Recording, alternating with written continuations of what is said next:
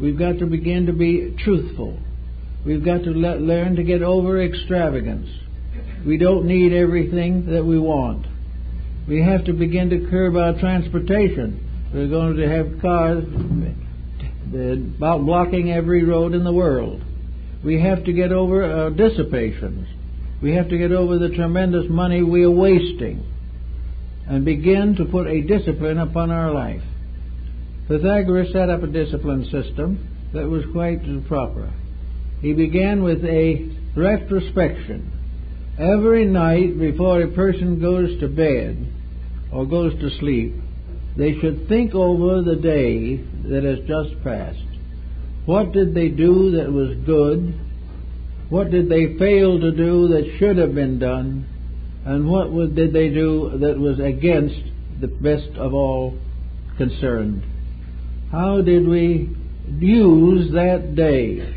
Did we use it? Did we abuse it? Did we waste it? And if we can't say that we used it, we better try a little harder tomorrow.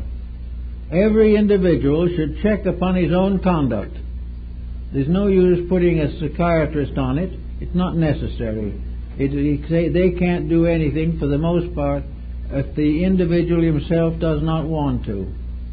And the individual who really wants to is a person who desires to have a better life, to get over all the frictions and losses and sorrows and struggles that have been his burden since the beginning of his existence here. It's a matter of getting hold of these things and doing something about them. Then in the morning, when he gets up, or while he's still in bed, give 10 minutes, 5 minutes, whatever time is available, to a plan for a good action that day. That some bill that's been cold, we'll pay it. Some friend we should have called up on the phone, we'll call them. Some neighbor who asked a favor, we will try and grant it. If we have visitors coming in, we will be prepared for them. If we don't want them, we should not invite them. And if we do invite them and they come, we should be nice to them. We should try to make things as they are, factual, simple, direct, and with all these things, no regrets, no wishing they hadn't come, no wondering why they didn't do something better, not blaming someone because they didn't send us a Christmas card, getting rid of all this type of thing and live in a quiet, calm acceptance of the inevitability of the now, that we are here to, in a quiet and steadfast way, unfold the locked potential within ourselves. We can control our reading. We can control our activities. We can also control the need for a talent or an ability. If we are going to recreate, we must recreate constructively, never as a waste of time. If we want to gain knowledge, we should study it.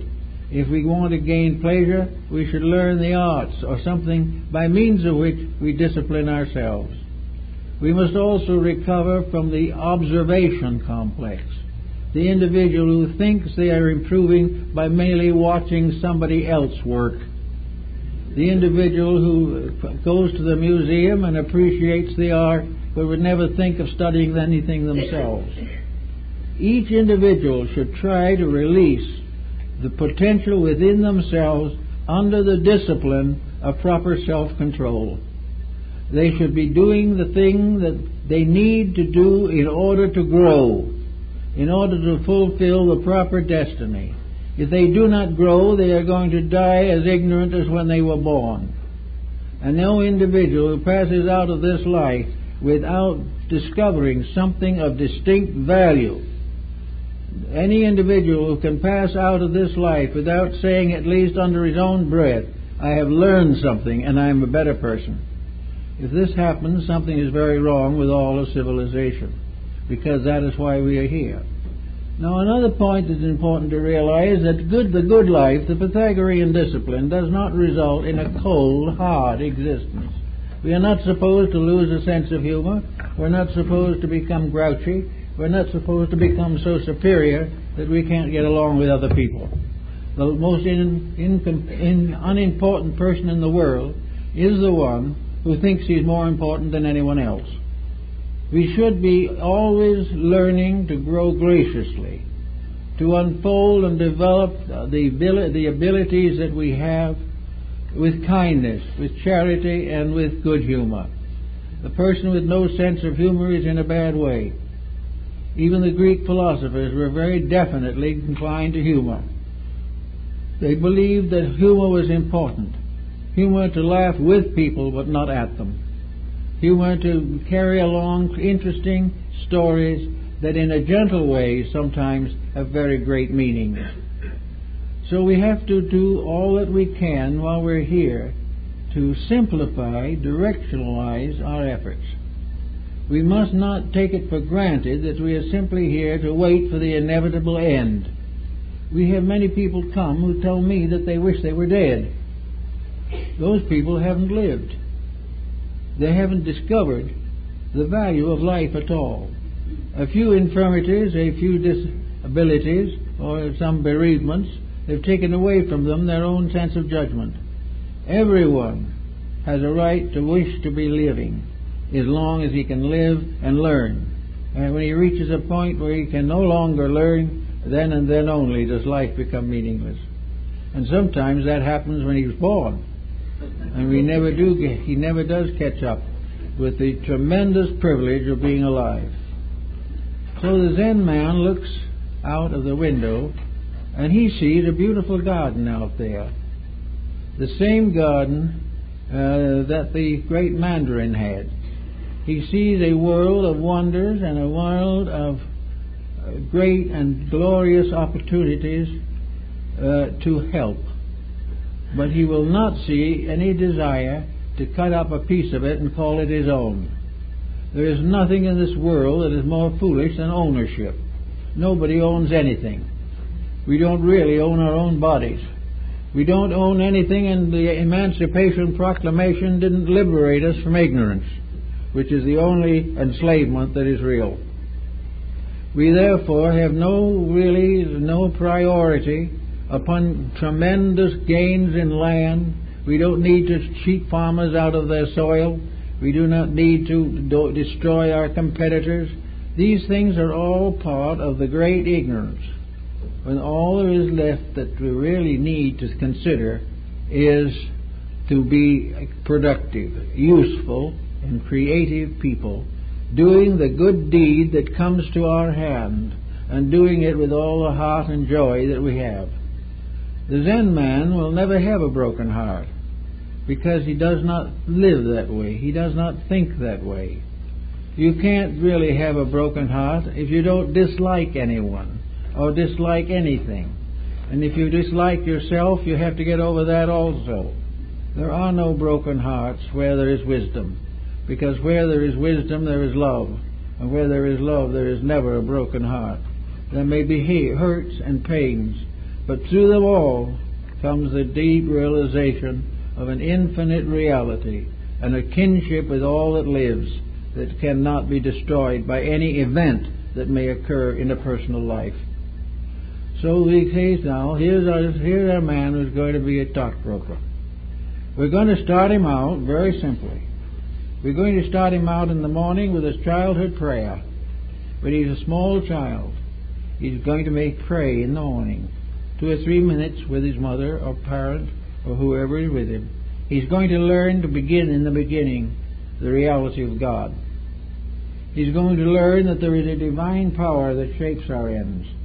He's going to realize that he's going to come into a world of divine principles which he is able to help or hurt according to his own attitudes. As he gets a little older and goes to school, it's going to be very important that in his life some elder, not in the school faculty, is going to help to maintain his integrity in the usage of knowledge. He is also going to learn at that point how to help in the maintenance of the establishment that he belongs to. He's going to help in the garden. He's going to help in the cleaning of the house. He is not going to permit all this work to be done either by the rest of the family or by hired help alone.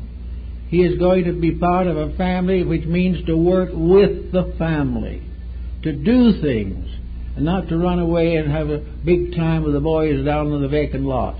The problem is going to learn to begin to realize his dependence upon life. He's going to learn to respect his elders. He's going to learn how they lived, how they made their way. If they are very wealthy, he should probably develop pity for them. If they were very poor, pity. If they were in the middle bracket, they were the most fortunate, and they should be congratulated. But he should start in with a social life, with a life of belonging to humanity. It may very well be good for him to join some youth organization, like the Boy Scouts or something, to get a little bit of the idea of working together on problems. When he goes to school, if he's going to be a stockbroker, he might very well to take a course in law as a lawyer, or perhaps as a psychiatrist. Don't take a course in business, because that will make an atheist out of you quicker than anything you can do. But take some course, maybe fine letters. Maybe we have a potential stockbroker who begins as a watercolor painter. Whatever it is, something that gives existence and reality to some gentle light within himself. Something that makes him feel good by doing something nice and doing something that's not for profit.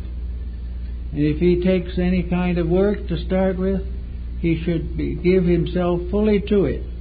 He should be taught by his family or by experience that if he is employed and paid for employment, he is expected to do the good day's work. He is not provided with any inducements to do something wrong, however, or he leaves the job. All along the way, and if he decides later to marry and raise a family, all the way along he is human. He knows poverty. He has seen the sick. He understands loss. He realizes the temptation of wealth. He realizes the temptation of power, and realizes that if he expects any special reward, he must earn that reward by his own personal conduct, and not by his friends or some political pull somewhere. He must earn whatever good he hopes. And as he gradually gets to middle life with this kind of a point of view, has a good family life, has good friends, he will probably be not likely to go to become a stockbroker. He probably won't want to be, because he will see too much there that is not real. But if he does become a stockbroker, he will understand fully the problems of loss and profit. He will understand that if he is investing the funds he has saved for a lifetime on a stock deal, he is foolish. If he is putting in more than he can afford to lose, he is foolish. If he is tempting someone else to do the same thing, he is dishonest. If he wishes to do it himself, he must then be prepared as a Zen man to accept loss. If it happens that his fortune is entirely lost, he must be able to have the same peace of mind and the same quietude of spirit and the same recognition of the divine purpose in things as he had when he was at the top of the financial pile. If the loss of what he has detracts from what he is, there's been a double tragedy. The Zen man, however, will not be caught in that. He will not be caught by anything of that nature. If he should, which is unlikely, ever invest in anything of that nature, he will lose the perfect contemplation of what am I learning? What am I gaining in terms of eternal realities? Is this another lesson to prove me that I shouldn't fool with these things which are of no value? So what should the Zen man then do instead of investing in speculation? Well, the best thing that he can do is invest in the perfection or development of his own nature. We are all full of opportune factors. We are all of us full of potentials. There is something in every human being that never gets a chance to come out because the outside is so active and oppressive and is so distant that there's never a chance for the inside to come out. instead of using our years simply to try and make it easier here, where it will never be easier anyway, it is better to try to develop the power to become a citizen of the universe, a citizen of tomorrow, a citizen of a world that is bigger than ourselves. Dharma, the original teacher of Zen, was a believer in reincarnation. He believed in it as most Buddhists do. And he also realized that the tomorrow is simply a checkup. It is a balancing of the books. And that what we do and what we learn and what we contribute to the common good, these are the great wealths. To the Zen man, wealth is good karma. It is good karma resulting from good action, honestly, simply, and gently used to help other people. Good karma is sometimes simply the fact that we do a good deed without even knowing it, because of our instinct to be kind. All these things that we build in character are the great wealth. What we possess physically we leave to our heirs to fight over. But anything that is worthwhile for us to worry about has to go with us when we go. We have therefore built a dichotomy here that is unreasonable. We have assumed that we can live badly here, go to sleep and forget it forever. Nature wouldn't work this way. Nature doesn't waste things like that. Nature does not spend millions of years building human beings and then to wipe out the consciousness within them. The body that we have surely will lose it. The stress is too great, and the physical environment doesn't permit eternal physical existence. But there is no doubt in the world that something does survive. And what survives is rich or poor according to what we do right here now.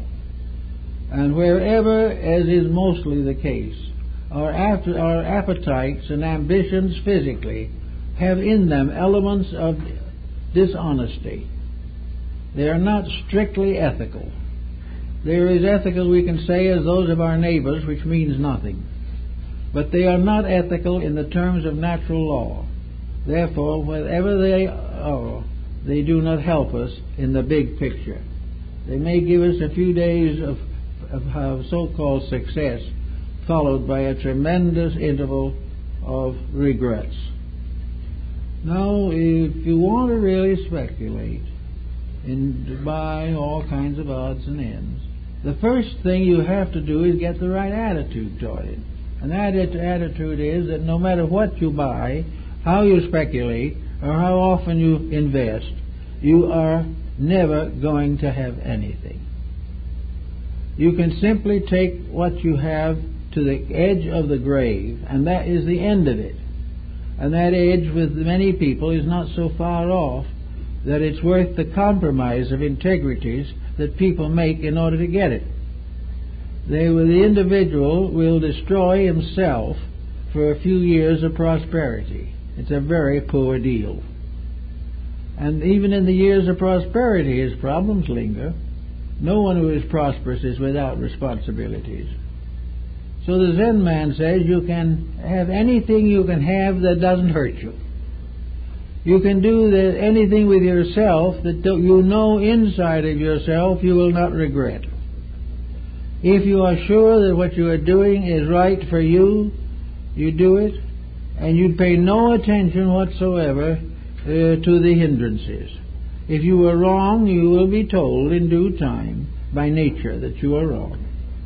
But if you meant well and did the best you could, that's all that's expected of anyone. So if you want to put a few $100,000 in the stock market and you don't mind losing it, and you'll be just as happy if you do lose it, you may then be one of the few who win, because life is just like that.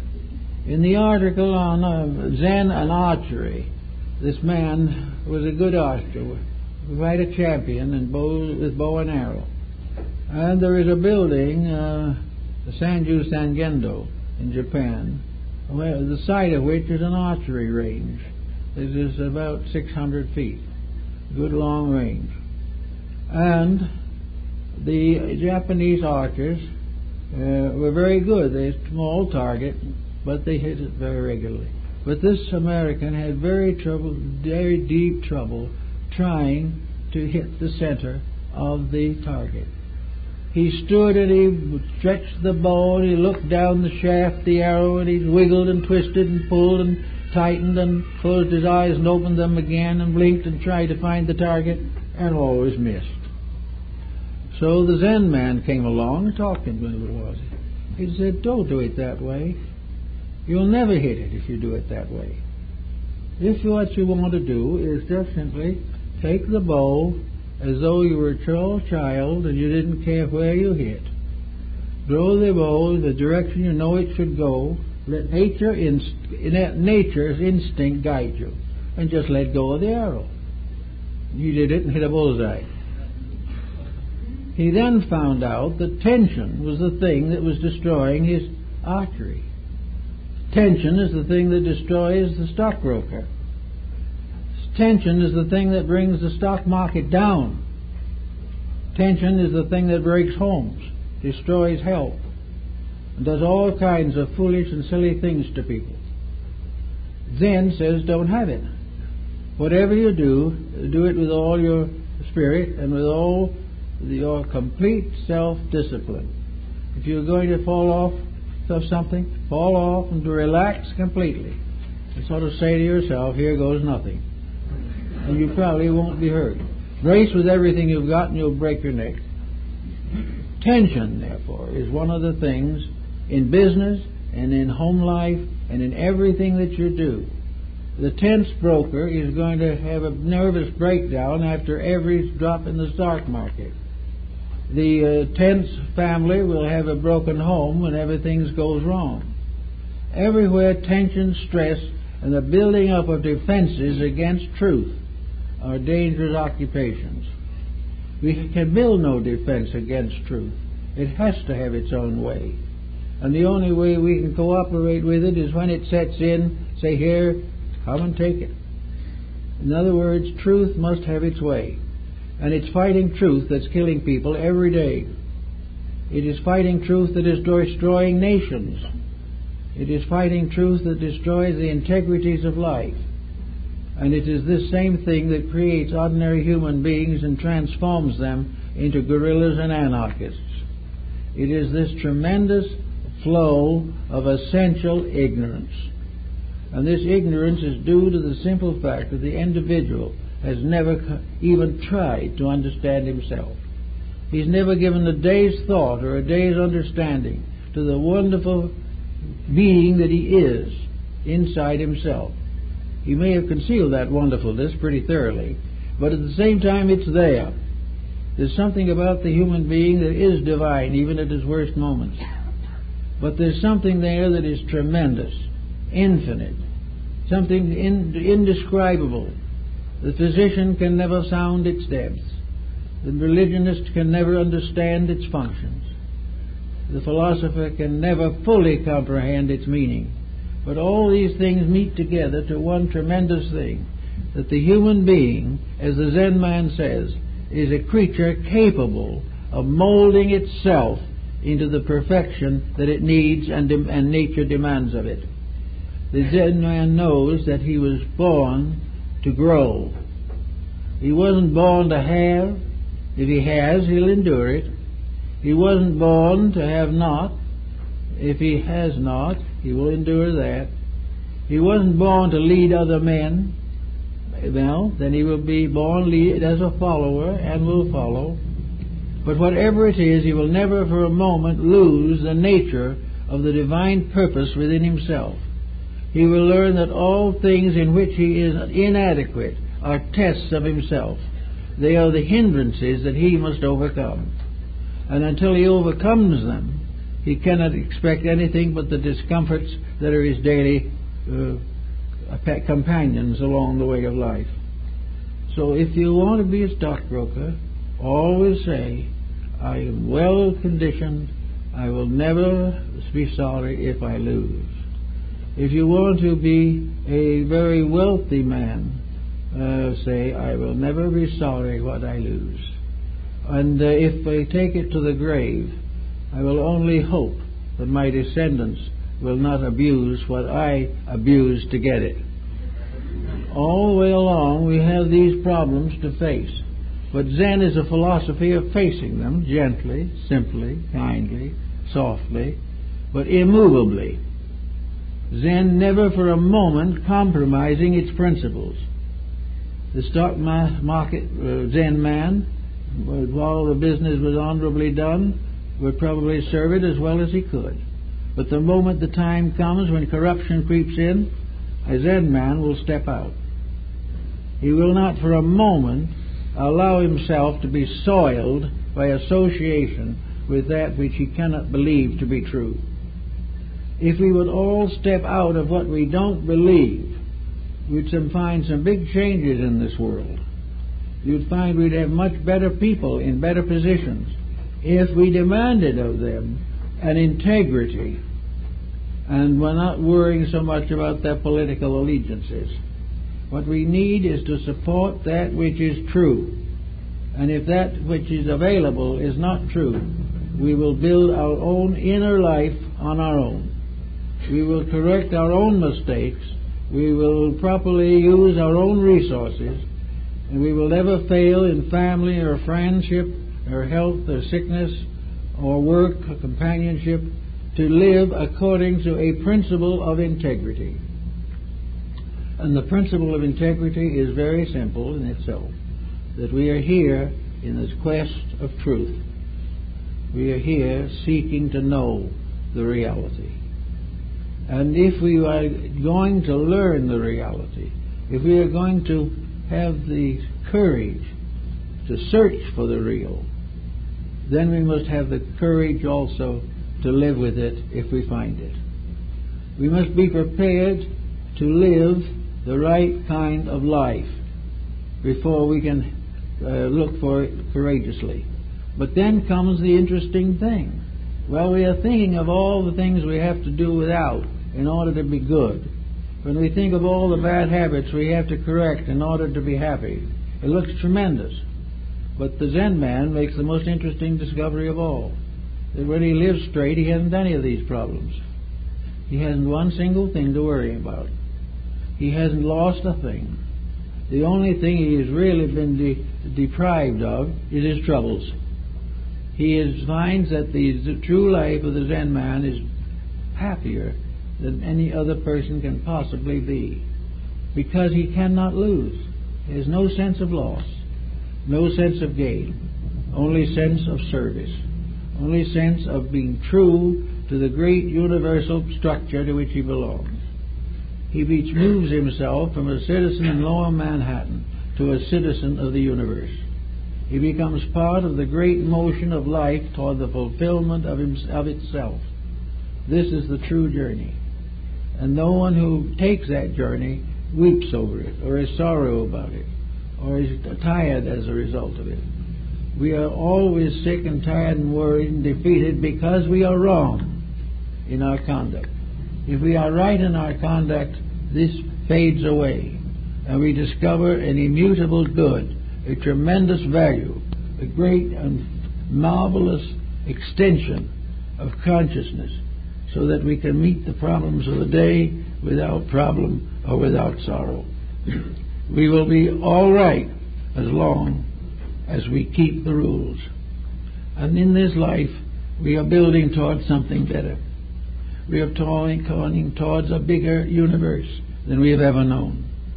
And it is necessary, particularly now, with our present realization of world affairs, to recognize the obvious, to accept the real with a full understanding of what it means. We can no longer deny these things. We can no longer hide them. We can no longer conceal a war behind some foreign front. It is everywhere. We cannot see poverty because of some one nation in trouble. Every nation. We cannot have the religious upheavals. They're everywhere. Never before has the whole world been involved in its own karma as it is today.